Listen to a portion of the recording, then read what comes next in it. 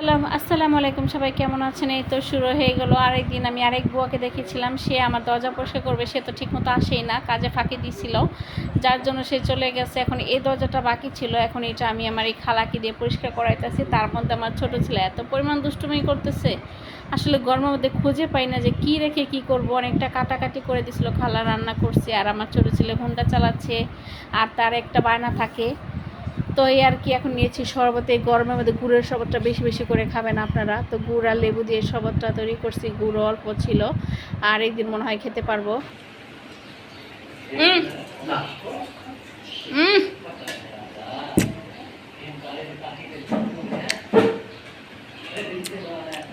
বেশ শেষ না,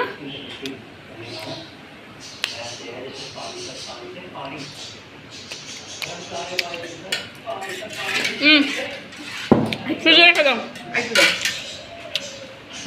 নিয়ে ফেটাক দাও, শরবত খাক, একটু খেয়ে দাও, আর খাইব না, আমি খাইনি একটু। এই গরমের শরবত, এই যে আমান আমের শরবত, আর এই যে পেয়ারা আমের শরবত বানাবো।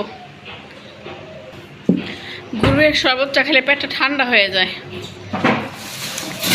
যে রৌদ্র, এই রৌদ্রে শরবত, এরকম পেয়ারা মাখা, আম মাখা, অনেক মজা। আমার ছোটো ছেলে চলে গেছে নিচে, এখন আসলে একটু খাবে।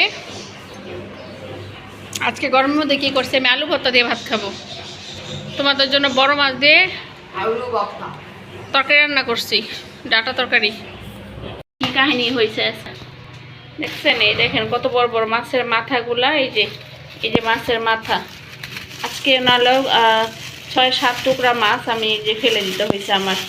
আমার বিড়াল প্রতীক আসছে, আমি বলতে পারি না, আমার ছেলে এসে দেখি তরকারি ফেলে দিচ্ছে।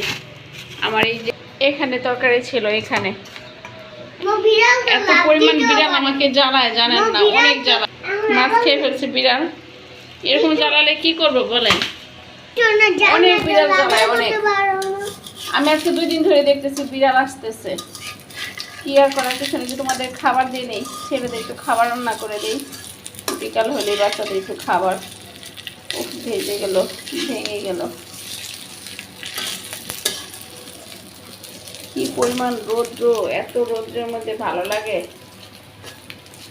শান্তি নেই, কোনো কিছুতে শান্তি নেই।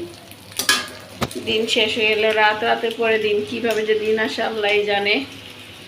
তো সবাই দোয়া করবেন আমাদের জন্য। আজকের মতো এখানে, সবাই ভালো থাকবেন। কি আল্লাহ হাফেজ।